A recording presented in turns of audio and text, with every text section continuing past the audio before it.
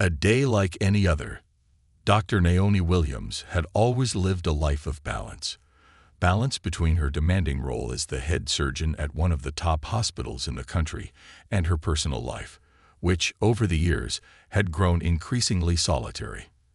At 42, Naomi had reached a pinnacle of success, admired by peers, cherished by patients, and revered in the medical community.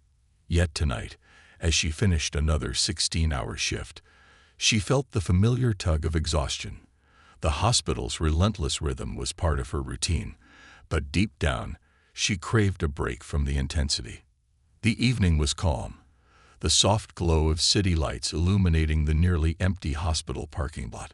Naomi walked toward her car, the weight of the day still pressing on her shoulders.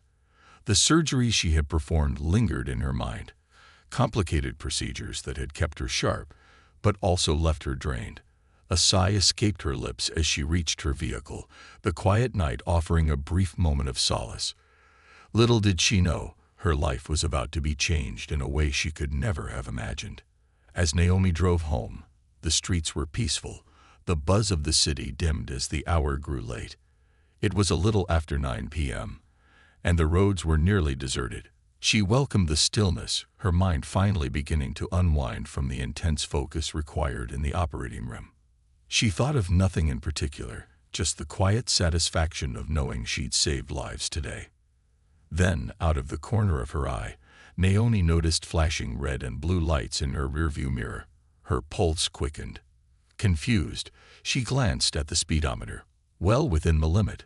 She had followed every traffic rule. Still, the police car was signaling her to pull over. The knot of anxiety that had become all too familiar for Black Americans tightened in her chest. Taking a deep breath, she signaled and pulled to the side of the road. She had been taught how to handle these situations. Keep calm, be polite, and don't make any sudden movements. Naomi put the car in park, rolled down her window, and rested her hands on the steering wheel. Her heart pounded as she waited, hoping this would be just a routine check. The officer who approached was tall, his presence imposing even in the dim streetlight. As he neared her car, Naomi felt a wave of unease wash over her. Something about his demeanor was off. His face was set in a hard expression, his steps deliberate. He didn't offer a greeting, nor did he introduce himself, as most officers usually did.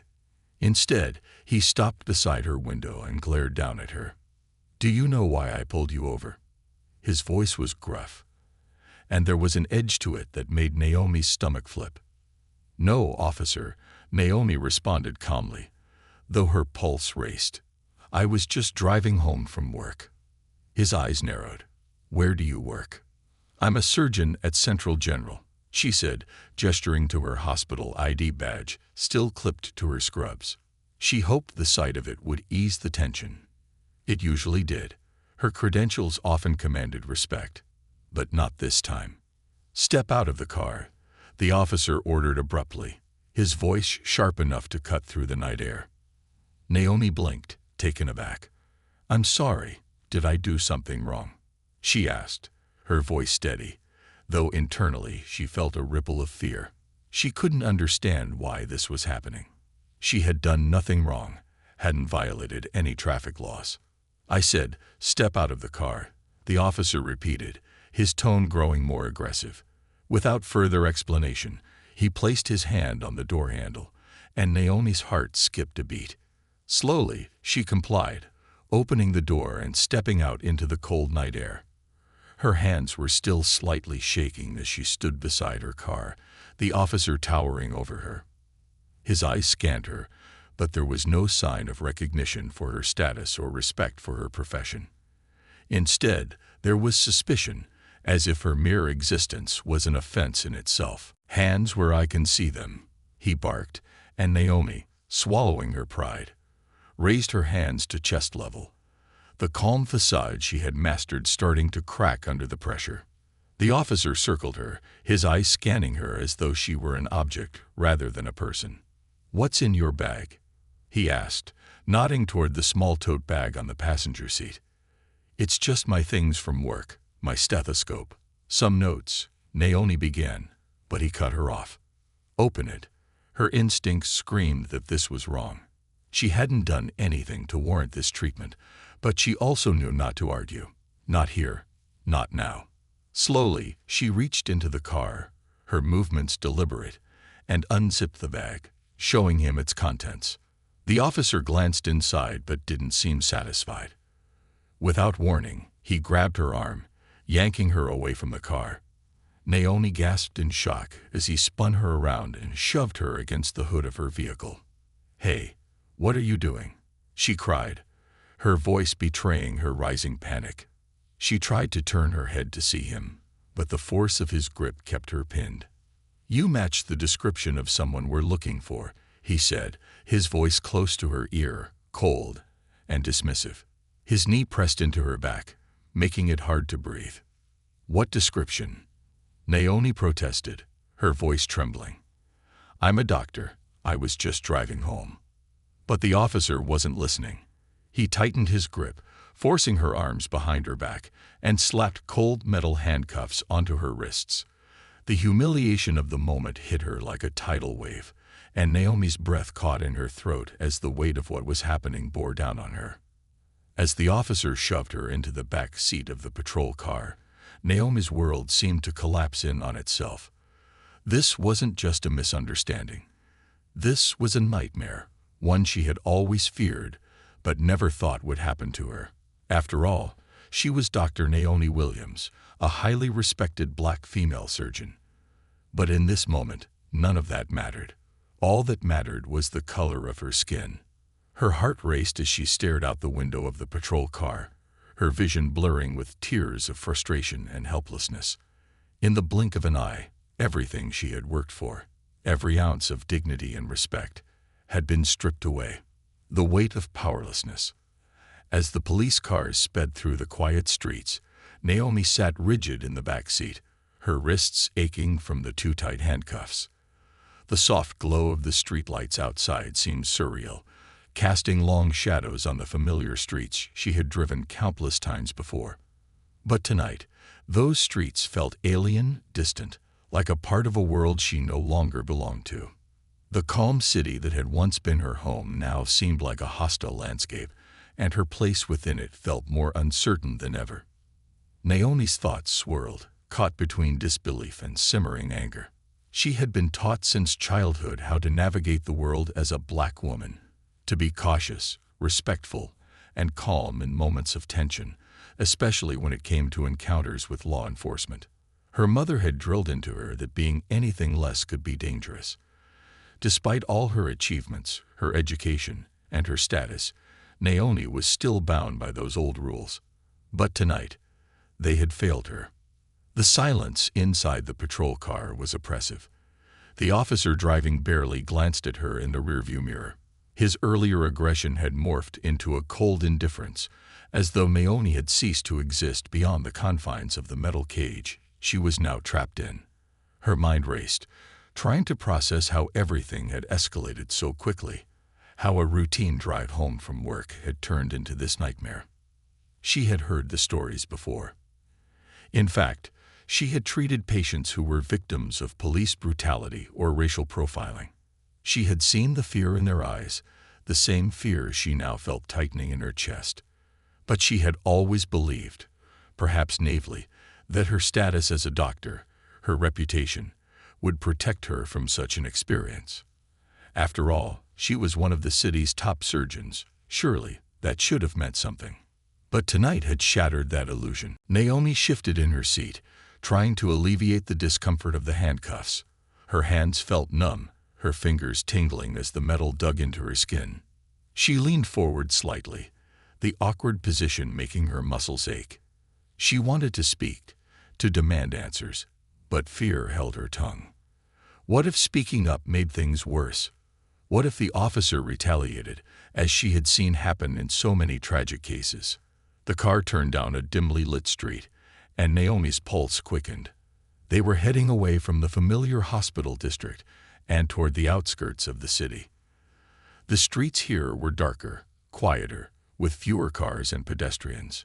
Panic flared in her chest as the reality of her situation deepened. She had no control over what was happening. She was at the mercy of a system that had already proven it didn't see her as a person, only as a suspect, a potential threat. Naomi took a deep breath, trying to calm the rising tide of anxiety. She knew she needed to keep her wits about her, to remain focused.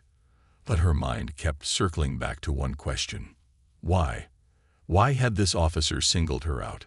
Why had he treated her with such hostility from the moment he approached her car? She had done nothing wrong. She wasn't speeding. She hadn't broken any laws. Her only crime, it seemed, was being in the wrong place at the wrong time. And being black. The patrol car pulled into the parking lot of the police station, the bright lights of the building stark against the dark sky. Naomi's stomach churned as the officer parked the car and got out. A few moments later, the back door swung open, and he grabbed her arm roughly, pulling her out. Naomi winced as her shoulder was yanked, but she didn't protest. Her mind screamed at her to resist, to demand an explanation, but the fear of what might happen if she did kept her silent. She had seen too many stories where things went horribly wrong. The videos on social media of black men and women being brutalized by police officers flashed through her mind. She wasn't going to be one of those stories, not if she could help it. The officer led her inside the station, his grip firm and unyielding. Naomi kept her head down, the humiliation of being marched through the station like a criminal weighing heavily on her. She could feel the stares of other officers as they passed by, but none of them said anything. She wasn't sure if that made it better or worse. Inside the booking area, the process was cold and methodical. Naomi was fingerprinted, her mug shot taken, all while the handcuffs remained tightly locked around her wrists. No one explained anything to her. No one asked for her side of the story. It was as if her voice didn't matter. She was just another case to process, another file to be added to the system. Naomi's body moved mechanically through the motions, but her mind was racing. Her thoughts swung from anger to confusion to an overwhelming sense of powerlessness. How could this happen? How could a simple traffic stop spiral into this? She had been nothing but cooperative, had done everything by the book. And still, she was here, treated like a criminal without reason. Finally, after what felt like an eternity, she was led to a small holding cell. The door clanged shut behind her, the sound echoing in the empty space. Naomi sank onto the hard bench, her mind reeling. She glanced around the cell. Bare concrete walls, a steel toilet in the corner, and the lingering stench of disinfectant. This was not a place for someone like her. She wasn't supposed to be here. She didn't belong in this space, in this narrative. But the reality was undeniable. She was here. And for the first time in her life, Naomi truly understood the depth of systemic racism. She had fought her whole life to escape its grip, to rise above it through her education, her profession, her success. But none of that mattered tonight. To the officer, to the system, she wasn't Dr. Naomi Williams, the renowned surgeon. She was just another black woman, another suspect to be handled roughly, questioned without reason, and discarded without apology. Hours passed. The holding cell felt like a tomb, cold and unforgiving. Naomi tried to stay calm, but the anxiety gnawed at her, making it hard to breathe. Every noise, every distant voice, or shuffle of feet outside the cell made her flinch. She had no idea what would happen next. Would anyone even know she was here? Would anyone care? The thought of calling someone flickered in her mind, but she didn't have access to her phone. It had been taken during booking. The idea of sitting here, helpless, for an indefinite amount of time filled her with dread. She had worked too hard, fought too long to end up here, locked in a cell, waiting for someone to acknowledge that this was all a mistake. Her mind raced, jumping between fear, anger, and a deep sense of betrayal. She thought about the hospital, her colleagues, her patients. Would they know? Would they care? What would they think if they found out that Dr. Naomi Williams had been arrested? Would they see her differently? Would this tarnish the reputation she had spent years building? The thought made her heart ache. She had dedicated her life to being the best, to proving that she belonged in the upper echelons of medicine, despite the challenges, despite the odds. But all it took was one night, one encounter, to reduce her to this. Another statistic, another black woman wronged by the system. As the hours dragged on, Naomi sat alone in the silence of her cell, her thoughts spiraling. She tried to focus on what she knew, on the facts. This was a mistake. They had the wrong person. Surely, once they realized that, she would be released. It was a small comfort, but it was the only thing she had to hold on to. But deep down, Naomi knew that the damage had already been done. The unraveling of control. The holding cell felt colder than it should have. Time had stretched into something unrecognizable for Naomi, with no clocks in sight and no contact from anyone since she had been brought in. Each passing minute felt like an eternity, amplifying the numbness in her wrists and the heaviness in her heart. She shifted on the uncomfortable bench, trying to focus on anything to distract herself from the aching in her body and the deeper ache of humiliation that had set in like a weight she couldn't shake. The night had descended into a nightmare she couldn't wake from. She had heard the stories, read the headlines, and seen the videos, but there had always been a part of her that believed she was somehow insulated from it all. She wasn't just another name or another statistic. She was Dr. Naomi Williams, a well-respected surgeon, a woman who had built her career brick by brick with relentless hard work and dedication. But tonight, she was none of those things. Tonight, she was just another black woman, reduced to a stereotype, presumed guilty before a single word was spoken. The walls of the cell closed in on her as she thought about what had happened, replaying the scene in her mind. The officer's cold, calculating demeanor, the way he had dismissed her words, her credentials, and her dignity, as if none of it mattered. His knee pressed into her back, his grip on her arm. Rough, impersonal, violent. She remembered the way the asphalt had scratched her knees through her scrubs, the way her heart had raced as she was thrown into the back of the police car without explanation. The fear had been real then, visceral. But now, sitting in the silence of the cell, that fear was giving way to something else. Something darker. Rage. For the first time in her life, Naomi felt true, unfiltered rage bubbling to the surface.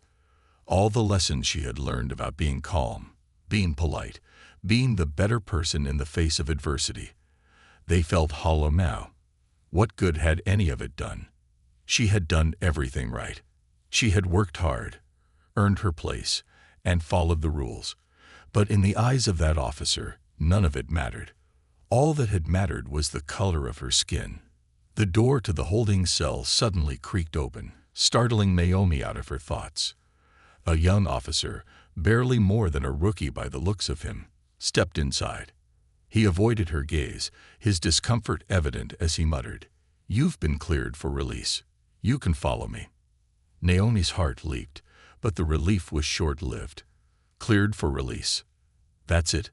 No apology, no explanation. Just a hollow bureaucratic phrase meant to erase the past few hours of trauma as if they had never happened. Naomi stood up slowly, her body stiff from the hours spent on the hard bench. She followed the officer out of the cell, each step heavy with exhaustion and anger. They walked through the dim corridors of the police station in silence, the fluorescent lights casting harsh shadows on the walls.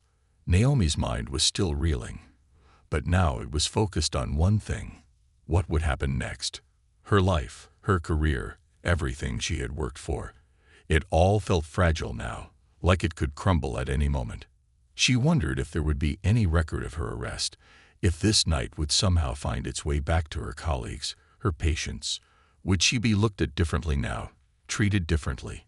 Would this stain follow her wherever she went? At the front desk, the officer handed her a plastic bag containing her belongings, her phone, her hospital ID, and her keys. Naomi took the bag without a word, her hands trembling slightly as she shoved her phone into her coat pocket. She could feel the eyes of the officers around her as she stood there, a silent witness to their indifference. No one apologized. No one even acknowledged her. As she stepped out of the station and into the cold night air, The enormity of what had happened hit her like a tidal wave. Her legs felt shaky, as if they might give out at any moment, but she forced herself to keep moving. She needed to get away from this place, needed to feel like she was in control of her own life again. She pulled out her phone and dialed the number of her closest friend, Dr. Marissa Thompson. The phone rang twice before Marissa picked up. "Naomi, it's late. What's going on? Are you okay?" Hearing the familiar warmth in Marissa's voice, Naomi felt a wave of emotion crash over her. Her voice wavered as she tried to speak. "Marissa, I was arrested tonight." There was a brief silence on the other end, the shock evident even without words. "What? Arrested? How? What happened?" Naomi took a deep breath, trying to steady herself as she began to recount the events of the night. She told Marissa everything. The stop, the officer's hostility, the way she had been treated like a criminal without any explanation. As she spoke, the anger she had suppressed for hours finally broke through. "I did nothing wrong, Marissa. Nothing. But none of that mattered. To him, I was just a threat. A criminal. It didn't matter that I'm a doctor, that I've spent my life saving lives. None of it mattered." Marissa was quiet for a moment, absorbing the weight of Naomi's words. Then her voice hardened. This is unbelievable, Naomi. I'm so sorry. You shouldn't have had to go through that. You should never have been treated like that." "I know," Naomi replied, her voice tight with barely contained emotion. "But what am I supposed to do now? How do I go back to normal after something like this?" "You don't," Marissa said firmly. "This isn't something you just get over. This is systemic, Naomi, and it's not something you should carry alone. Have you thought about speaking to a lawyer? You can't just let this go." The thought of taking legal action hadn't even crossed Naomi's mind until that moment. She had been so caught up in the shock and trauma of the night that she hadn't thought about what her next steps should be. But as Marissa's words sank in, Naomi realized that this was bigger than her. It wasn't just about what had happened to her. It was about what was happening to so many others who had no voice, no recourse. "I don't know if I have the energy for that," Naomi admitted, her voice soft. "I just want to forget about it. Move on." "You can't let them get away with this," Marissa said gently but firmly. "If not for you, then for everyone else this happens to. You have a platform, Naomi. You have the power to bring attention to this, to make sure it doesn't happen to someone else." Naomi was silent for a moment, staring out at the empty street in front of her. The anger was still there, simmering beneath the surface. But now it was tempered by a new sense of purpose. She had spent her life fighting for respect, for recognition in a world that often dismissed her because of her race and gender. And now she realized she had to fight again, not just for herself, but for everyone who had been wronged by the same system. "I'll think about it," Naomi finally said, her voice steady. "Good," Marissa replied. "In the meantime, let me come get you. You shouldn't be alone right now." Naomi nodded, even though Marissa couldn't see her. "Thank you," she whispered, feeling the first tears of the night begin to fall. As she waited for Marissa to arrive, Naomi felt a strange mixture of emotions: anger, exhaustion, and a deep sense of betrayal. But there was also a spark of resolve growing inside her. She wasn't just a victim. She was a fighter, and this time, she was going to fight not just for herself, but for all the others who had been silenced by the weight of systemic injustice. Confronting the past. The next morning, Naomi awoke with a start, her body jolting upright in bed. For a brief moment, she felt disoriented, her mind struggling to shake off the fog of sleep. But then, like a punch to the gut, the events of the previous night came flooding back. She could still feel the phantom weight of the handcuffs on her wrists, the cold, impersonal grip of the officer as he shoved her into the patrol car, and the way the ground had felt against her knees. She squeezed her eyes shut, trying to will the memories away, but they clung to her like a shadow. Marissa had driven her home late last night, and Naomi hadn't said much during the ride. They had exchanged a few words, mostly Naomi recounting the ordeal, while Marissa listened, a quiet anger simmering beneath her calm exterior. Naomi knew her friend well enough to recognize the restrained fury, the helplessness that came with knowing someone you cared about had been wronged in a way you couldn't fix. Now, in the cold light of day, Naomi felt drained, emotionally, mentally, and physically. She sat on the edge of her bed, staring at her hands, still half expecting to see bruises from the handcuffs, even though they had left no visible marks. The real bruises were deeper, in places that no one could see but her. She checked her phone, which had been buzzing with missed calls and texts. There were messages from colleagues at the hospital, wondering where she was, if everything was okay. Naomi hadn't told anyone what had happened, not yet. She wasn't sure if she wanted to. How could she explain this? How could she tell her colleagues, the people who looked up to her, that she had been arrested? Would they understand? Would they believe her? The familiar ringtone startled her out of her thoughts. It was Marissa. "Hey," Naomi said, her voice hoarse from exhaustion. "How are you holding up?" Marissa asked gently. Naomi exhaled slowly, running a hand through her hair. "I don't know, honestly. It feels like a nightmare I can't wake up from." "I know," Marissa replied softly. "Listen, I've been thinking. You need to take some time off from the hospital. You can't just jump back into surgery after something like this. It's too much." Naomi hesitated. The hospital had always been her refuge, her place of control, where she could drown out the noise of the world and focus on saving lives. But the thought of walking through those doors, pretending everything was fine, felt impossible now. "You're right," Naomi admitted. "But what do I do? I can't just sit here." "You don't have to," Marissa said. "I've been making some calls. There are civil rights attorneys who specialize in cases like this. You should speak to one. This isn't something you should try to handle alone." Naomi felt a pang of reluctance. The thought of dragging this out, of reliving the events over and over again in a legal battle, made her stomach churn. But she also knew Marissa was right. She couldn't just let this go. The officer who had arrested her, he needed to be held accountable. This wasn't just about her anymore. It was about something much bigger. "I don't even know where to start," Naomi said, her voice barely above a whisper. "I've got a name for you," Marissa replied. "Her name is Erica Phillips. She's a civil rights lawyer who's taken on cases like this before, and she's really good. I think you should meet with her. At the very least, hear her out." Naomi swallowed hard, the weight of the decision settling heavily on her shoulders. She had never imagined herself in this position, having to fight for her rights, for her dignity. But here she was. "Okay," she said finally. "Set it up." Later that afternoon, Naomi found herself sitting in a sleek, modern office downtown, waiting to meet Erica Phillips. The glass walls of the law firm gave the place a polished, professional feel, but Naomi couldn't shake the discomfort that gnawed at her. This wasn't her world. She was used to hospitals, surgical theaters, and patient care, not legal proceedings, depositions, and lawsuits. Yet here she was, preparing to take on a battle she had never wanted. The door to the office opened, and a woman stepped in. Erica Phillips was tall and poised, her presence commanding without being intimidating. Her hair was pulled back into a sleek bun, and her tailored suit gave off an air of sharp confidence.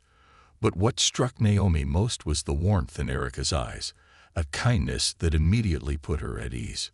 "Dr. Williams." Erica greeted her with a firm handshake. "I'm Erica Phillips. It's good to meet you." Naomi nodded, trying to shake off the nervousness that had settled in her chest. "Thank you for meeting with me." "Of course," Erica said, sitting down across from Naomi. "Marissa gave me a brief overview of what happened, but I'd like to hear it from you. Take your time, and tell me everything you remember about the incident." Naomi hesitated for a moment, gathering her thoughts. The memories were still raw, and recounting them felt like ripping open a wound that hadn't even begun to heal. But she knew she had to do this. She had to speak up. She started from the beginning. The routine drive home, the flashing lights, the officer's aggressive tone, and how quickly the situation had escalated.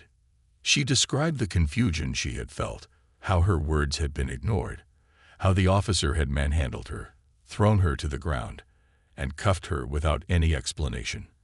As she spoke, her voice shook, but she forced herself to continue, detailing the humiliation of being paraded through the police station, fingerprinted and booked like a common criminal. The memory of the cold holding cell, the silence, and the overwhelming sense of powerlessness lingered in her mind like a bad dream. Erica listened carefully, her expression thoughtful but empathetic. She didn't interrupt, allowing Naomi to get through the story at her own pace. When Naomi finished, there was a moment of silence before Erica spoke. "First of all, I'm sorry that this happened to you," Erica said, her voice steady but filled with genuine empathy. "No one should have to go through that, especially not someone like you who has dedicated their life to helping others. What happened to you is a clear case of racial profiling and police misconduct, and there are legal avenues we can pursue to hold the officer and the department accountable." Naomi nodded, her heart pounding in her chest. Hearing Erica say those words out loud made everything feel more real. This wasn't just some misunderstanding. It wasn't just a bad night. It was something much bigger, something systemic. "What can we do?" Naomi asked, her voice quiet but resolute. "There are a few different options," Erica explained. "First, we can file a formal complaint with the police department. That would start an internal investigation. Though I'll be honest, those investigations don't always lead to meaningful consequences. Second, we can file a civil lawsuit for damages related to the unlawful arrest, excessive force, and emotional distress. That would be a more public route, but it could also bring more attention to your case." Naomi listened carefully, weighing her options. The thought of a public lawsuit made her uneasy. She wasn't someone who sought out attention, and the idea of her story being splashed across the media made her stomach turn. But at the same time, she knew that something needed to change. The officer who had done this to her needed to be held accountable, not just for her sake, but for the sake of others who might come after her. "What would the lawsuit involve?" Naomi asked. "It would involve gathering evidence, which we've already started by documenting your account. We would subpoena any body camera footage from the officer, dashcam footage, and witness statements from the scene. We'd also file a claim for damages, both financial and emotional, and push for a formal investigation into the officer's conduct," Erica explained.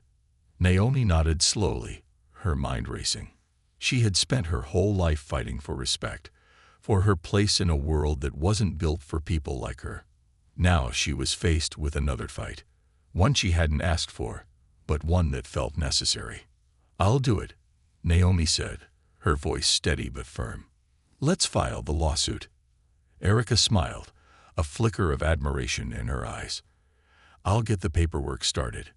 And don't worry, you won't be alone in this. We'll make sure your voice is heard."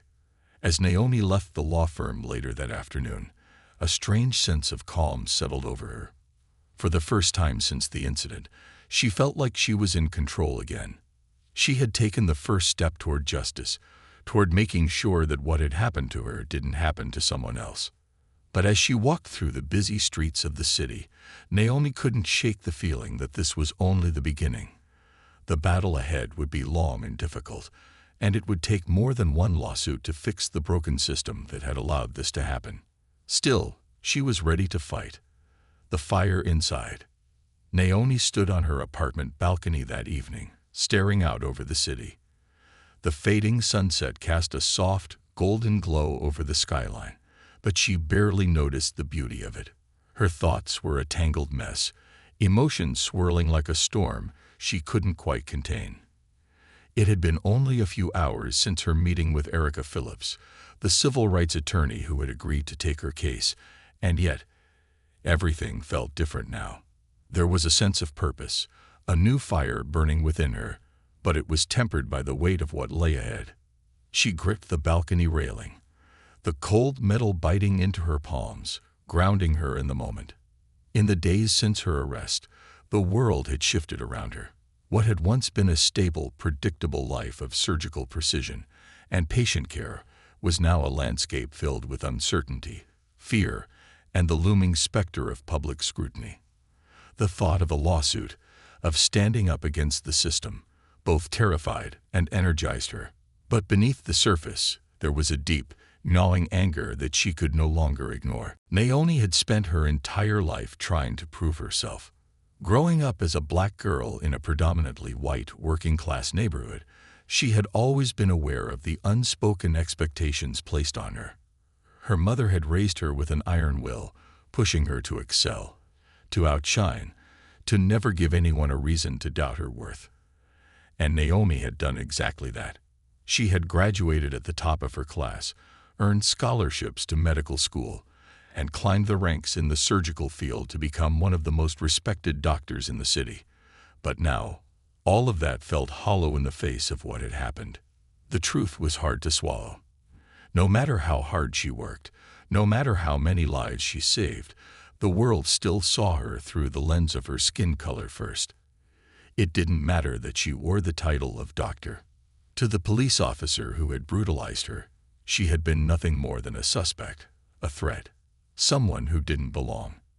And that realization, more than anything, had ignited something in her that refused to be extinguished. She couldn't shake the image of herself on the ground, face pressed against the cold asphalt, the officer's knee digging into her back. The memory felt like a wound that refused to heal, a constant reminder that in the eyes of the law, she was vulnerable. But Naomi wasn't willing to accept that vulnerability anymore. She wasn't willing to let the officer's actions define her. She heard a soft knock at her door, breaking her out of her thoughts. Marissa stepped into the room, her face a mixture of concern and quiet determination. In the days since the arrest, Marissa had been a steady presence in Naomi's life, offering support and reminding her that she wasn't alone. Naomi had never been one to ask for help, but she was grateful for Marissa's friendship now more than ever. "Hey," Marissa said gently, leaning against the doorframe. "How are you holding up?" Naomi shrugged, though the weight of the day was evident in her expression. "I don't know. It feels like everything is happening so fast, but at the same time, it's like I'm stuck in this loop, reliving that night over and over again." Marissa nodded, stepping closer. "I can't even imagine what that must feel like, but I'm proud of you, Naomi, for standing up, for not letting this break you." Naomi let out a bitter laugh, shaking her head. "I don't know if 'not broken' is the right phrase. I feel like I've been shattered, and now I'm trying to figure out how to put the pieces back together. But I don't even know if they'll fit anymore." Marissa sat down beside her, placing a comforting hand on Naomi's shoulder. "You've been through something traumatic, something that no one should ever have to experience. But you're still here. You're still fighting. That's strength, Naomi." Naomi sighed, the weight of her thoughts heavy on her chest.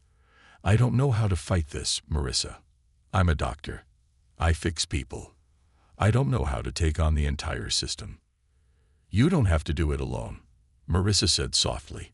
"You have a lawyer now. You have people who support you.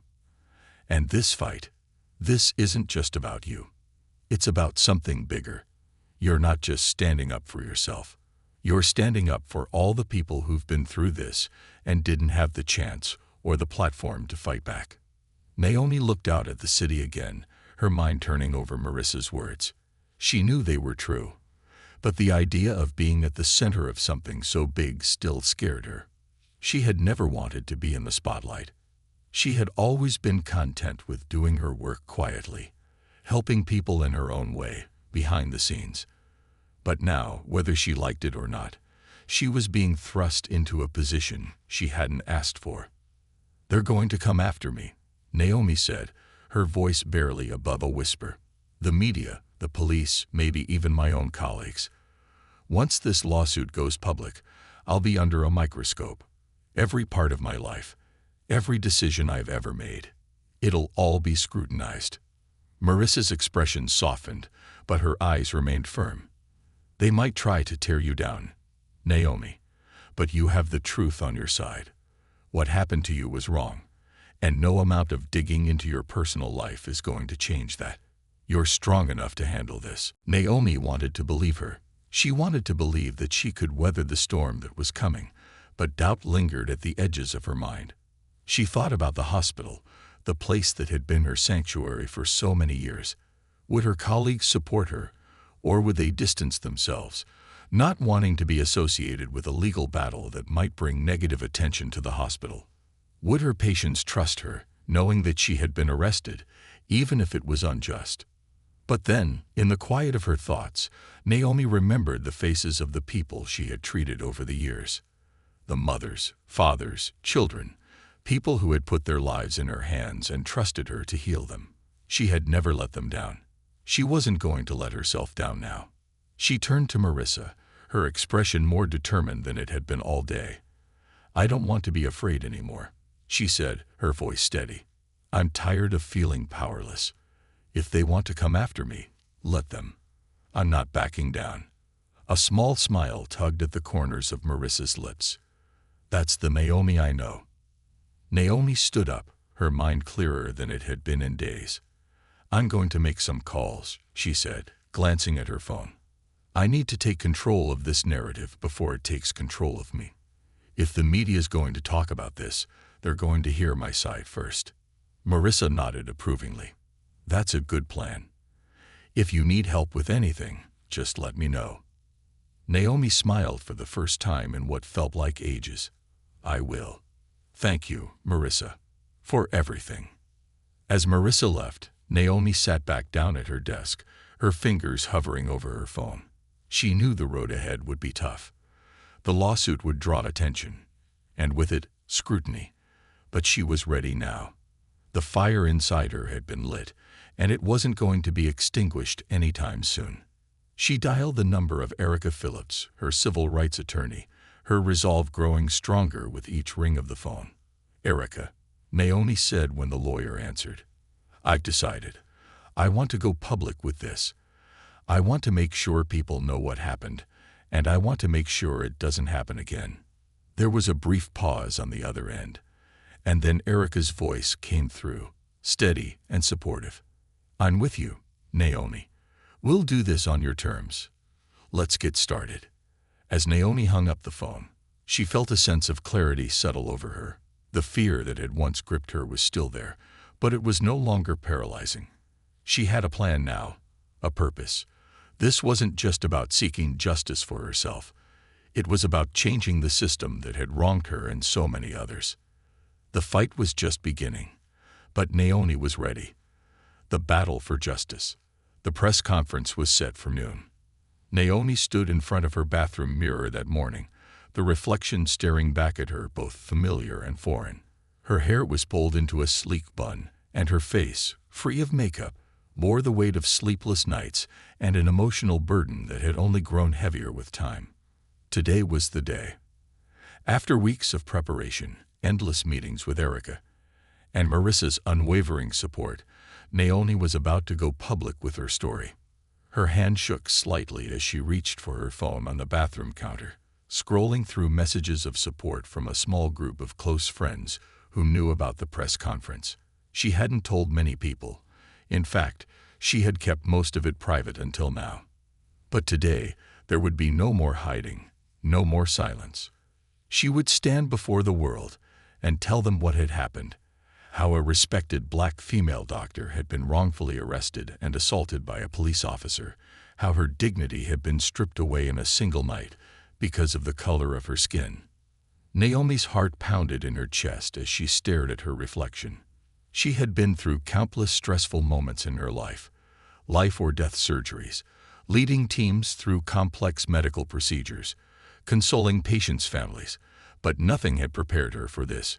This was a different kind of battle. This was a fight for her dignity, for justice, and for change. A soft knock at the door pulled her from her thoughts. Marissa stepped into the room, dressed sharply in a navy blue suit, her face calm and reassuring. "It's almost time," Marissa said gently. "How are you feeling?" Naomi met her friend's gaze in the mirror, her expression conflicted. Nervous, terrified, angry, but also ready. Marissa nodded, stepping closer. You have every right to feel all of those things. But you've also got the truth on your side, Naomi. People need to hear your story. You're not just fighting for yourself. You're fighting for everyone who's been through this kind of injustice and didn't have the chance to speak out.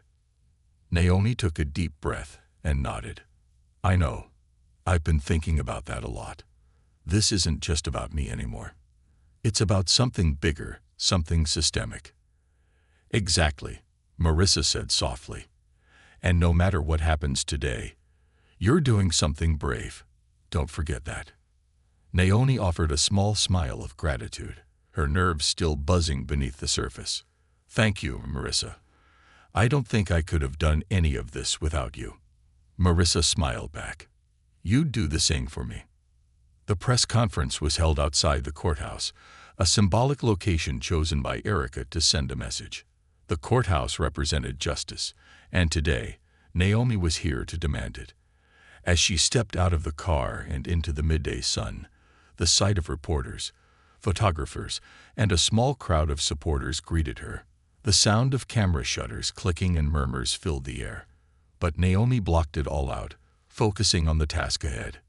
Erica Phillips stood by her side, her presence calm and collected, radiating confidence.